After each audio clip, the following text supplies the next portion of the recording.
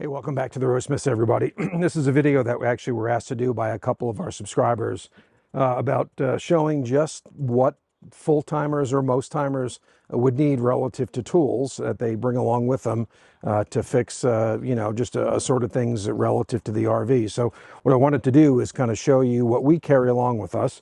Most of what we have is actually contained right here in this box. I do have a few other things that I'll lay out and show you as well. But before I get into that, how about the backdrop here? We're in Montana. We're about 40 miles just north of Yellowstone, and we're actually at the Yellowstone Edge RV Park. It's just outside of Livingston, Montana. But these mountains are awesome. This is a great campsite, and this is the Yellowstone River. So this actually comes out of Yellowstone and runs about 700 miles. And it's the only free-flowing non-dam river left in the continental United States, and that actually feeds into and is a tributary to the Missouri River. So a little bit of geography there, but really you're here for the tools. So let's get into it.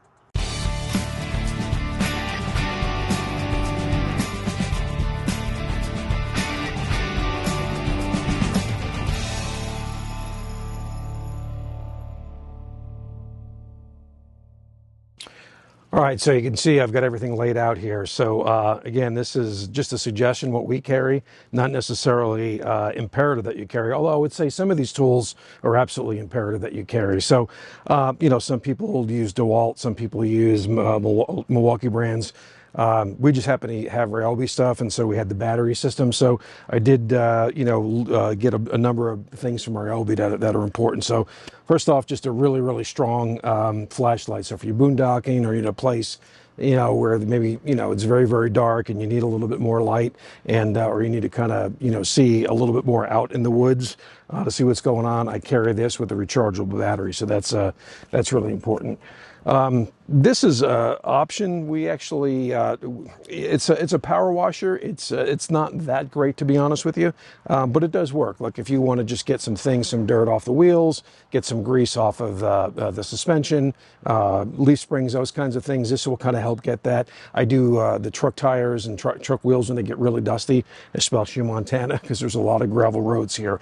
So I do use that. There is a wand that goes with it. What's cool about this is you can plug it into either a hose, or you can actually, there's a connector that goes into a bucket. So it's very portable, uses the Ryobi batteries. And so if you have a restriction around using sort of the hose for cleaning things at the campground, you can put this into a 5-gallon bucket, and it will soak up the water. And you can even use like an empty Coke bottle or something like that. Although what I found with that is you have to turn it this way, which is not great. This is really cool. Who doesn't like a good air blower? And so this is, again, very, very portable, very light. And so it does help, sort of clean up the campground, or, just before you're getting ready to leave, to maybe, either brush off or blow off the steps. Or if you get to a campsite that's got a lot of twigs and a lot of just debris that hasn't been cleaned up, it's really good for that. Of course, you have to have a drill. Now, some people have an impact drill, and I don't. I sometimes I do wish that I had that, but at the end of the day, I'm not going to carry that as well as having this drill, since we have the normal drill bits and have the fittings that go into it. But just a good portable drill is good, and again, smaller but powerful is better, because you do have to get into some places that that a bigger drill, and this one's sort of mid-size. Might preclude you from getting in. So I would, if you don't have one, I would probably opt for an impact drill. Speaking of impact wrench, now I wouldn't suggest this for just everyday chores, but this is a powerful impact wrench for things like freeing up bolts that might be a little bit, jammed up, or things like lug nuts to get those off. We haven't had to do that, thank goodness, so far, knock on wood. But it definitely would come in handy. I would not replace a torque wrench, which I'll show you in a second, with this, because it's imperative to keep your torque at the right levels for the suspension, for the hitch, and those kinds of things. So this would be good to loosen things up. If you can't get them off, especially lug nuts, not good to try and torque things down, because you can over torque, and that could be a problem. So again, probably the most imperative thing I would say is a good torque wrench. depending upon what the drive is. And then you also have to look at the foot-pounds of pressure that you are required on some of your, fittings. For example, in our suspension, some of the requirements are up to, 70 to 80 pounds. So I typically torque at about 75 pounds.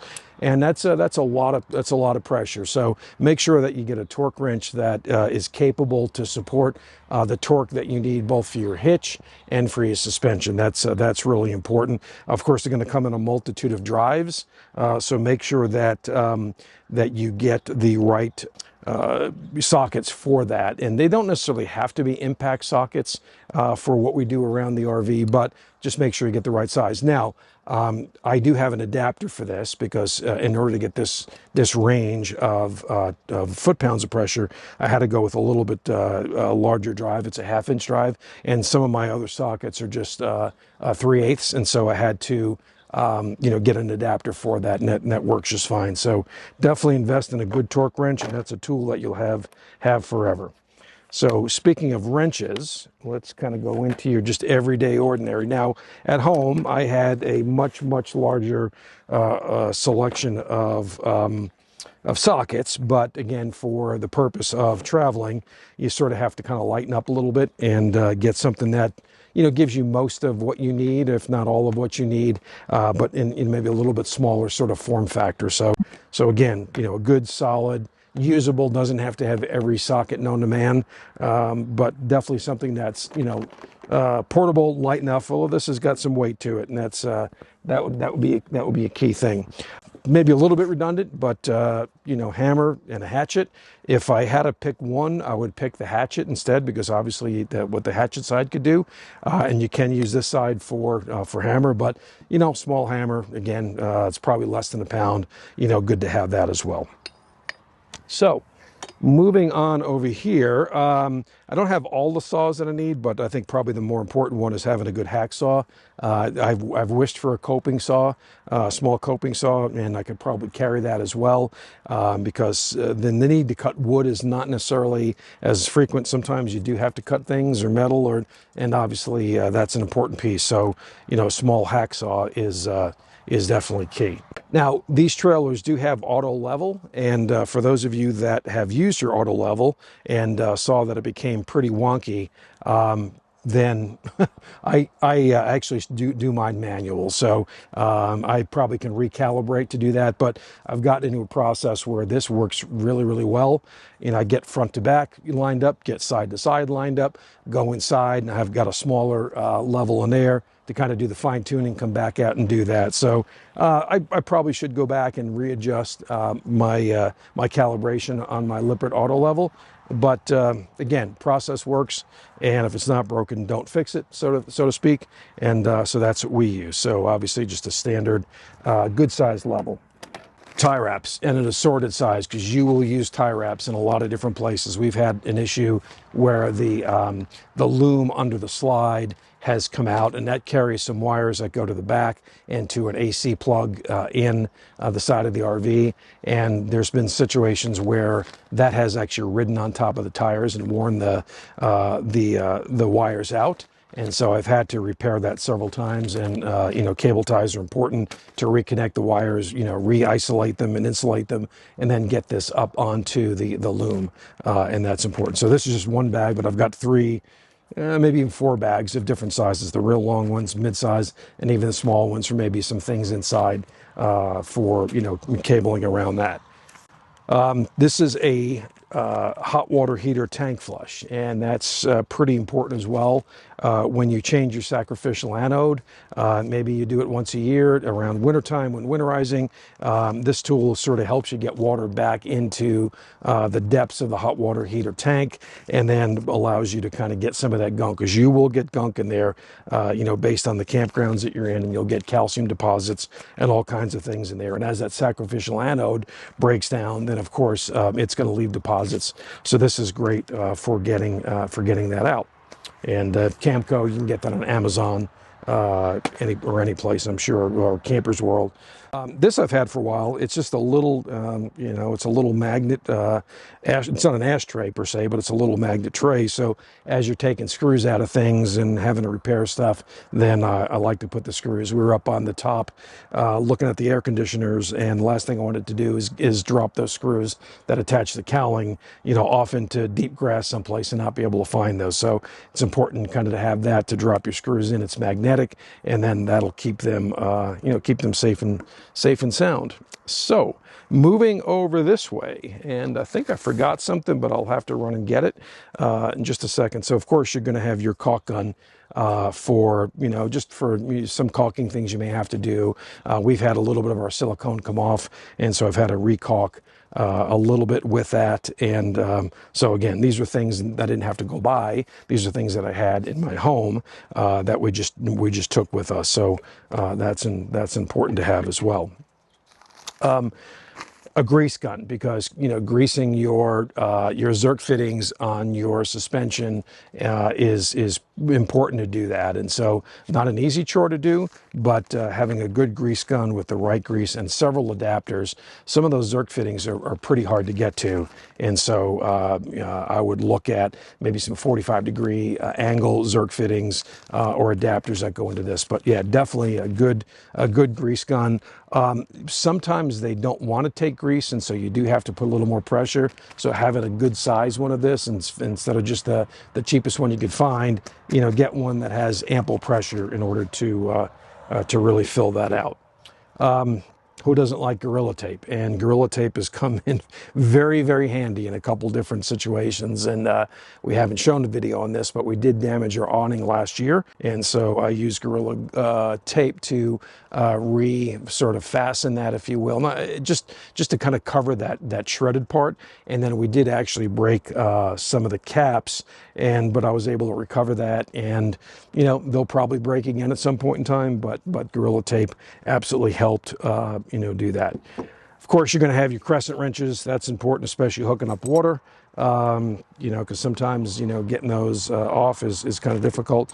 A good size crescent wrench, again, to support a number of the bolts. I actually have two of them. I picked this one up because the smaller one I had was not large enough to get to some of the bolts that I needed to get to. A good multimeter is, critically important, because you will be troubleshooting electrical issues at times. And so you definitely want to have a good multimeter for, obviously checking your voltage, your 12 volt, your 110 volt AC, and also checking fuses. Maybe if you think that a fuse may be gone, is using the ohm meter as part of this is important as well. Of course, you've got your standard set of drills, and I've only used a few of these, and I'm not big into drilling into an RV, into the sides of it, but there have been times, like for putting some pieces of wood together or reconnecting something, where I've had to use a drill. This I thought was a great idea, but I'm not thinking it's a great idea much anymore, because I hardly use the size of the bag, and it takes up a lot of room. And with all the crescent wrenches, with all the wrenches that I have in here, and pliers, and wire cutters, and brushes, and vice grips, it starts to impact on weight. But probably the most important thing I would say in here, tape measure, of course, is multiple sets of Allen wrenches. And so you can pick these up at Home Depot or Lowe's, and this has pretty much everything. It's got both the US standard as well as the metric standard. So I use these an awful lot for doing things around the RV, and the other stuff, quite frankly, in this bag anyway, other than the multimeter, just not so much. Small grinding wheel. I picked this up for a specific purpose, and this is not a metal grinding wheel. It's a very, very hard plastic grinding wheel, and it didn't do the trick, but I still have it in the bag anyway, and it weighs about an ounce, so it's not that big of a deal. So that's another vice grip that you have, and that's probably too large for it, so I do need to thin this out, and that's going to be important. So I do want to show you a couple other things that are actually off camera, so let me grab those and kind of run back. Tool time with the Roadsmiths. We'll be right back. A lot of boxes. So what is this? So this is just assorted, nuts, bolts, screws, electrical lugs, those kinds of things, wire nuts, I have solder in here. Don't have a soldering iron, so don't ask me why I'm carrying that. Some washers, lock washers, panel nails, because you will have panel nails come out in your RV. So just an assorted things. Like anything else, you're never going to have everything that you need in there, but it's enough to kind of get me out of trouble where I need to do some other things. So you will get to campgrounds sometimes where, and this is not the case where it's pretty wide open here, actually very wide open in this site, where you're going to have to maybe remove some limbs, small limbs, bigger limbs, not certainly huge things. And obviously always check with your campground about the ability to do that. And a lot of times if you get into a campsite and you just can't get in, or something's going to be an issue, if you talk to the campsite manager, they will typically come and take care of that for you, unless it's in a protected area. So I just carry a little bit of snips so we can get some of the smaller branches, and I carry just a little hand saw like this that gets a little bit bigger branches, and I do have a bigger saw underneath that allows us to cut bigger branches. I've never had to use that one. I have had to use this several times just to kind of get branches off, or they're not up against the slides or up against the our slide toppers or even the awnings. And so again, most campgrounds will let you do a little bit of manicuring of the trees, but be cognizant some of the state parks and national parks won't let you do that because they're obviously protected trees. So just keep in mind that. One thing I don't have that I wish I did, and I haven't had the need for it right now, is RVs do use mostly, if not all, PEX as their plumbing, and so very strong, rated for the PSI that you need to run your water. But sometimes the fittings may come loose, or sometimes the fittings may actually not be tight enough. I haven't run across that particular thing, but I probably will pick up a PEX wrench just so I can tighten down those fittings if indeed I need to, if one gets loose and we have a small leak. So that's a lot of this, and what's in this other container here that I'll show you, if I can get over this way, is critically important, and this is probably should be in a little bit better shape. Now, it doesn't have to be this one, but we carry a Viair, and that is a portable, very high pressure capable air compressor. We do have to keep our tires at 110 psi. See if I'm still in the camera here. Yeah, I am. How about that?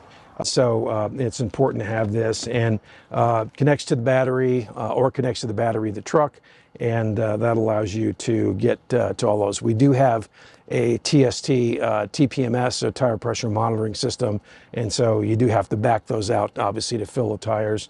What we found is that if we're at a campground for 5, 6, 7 days or so, I will probably need to air one or two of the tires a little bit, maybe from 104 back up to that 110 range.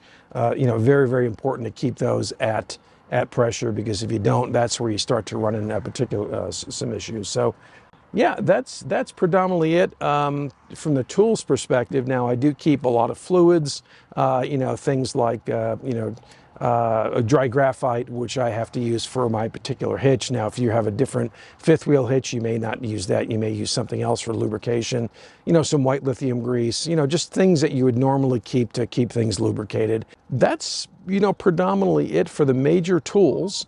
And, I carry an extendable brush so we can do a wash on here occasionally, and a squeegee and those kinds of things to kind of squeegee the windshields off, because if you wash your RV or wash your truck, you'll know that it'll, if especially you're out in the sun, it'll the windows are dry with window water spots on them. So it's a good idea to get those off. So just a small little squeegee is important to have. So I know it's not a complete list.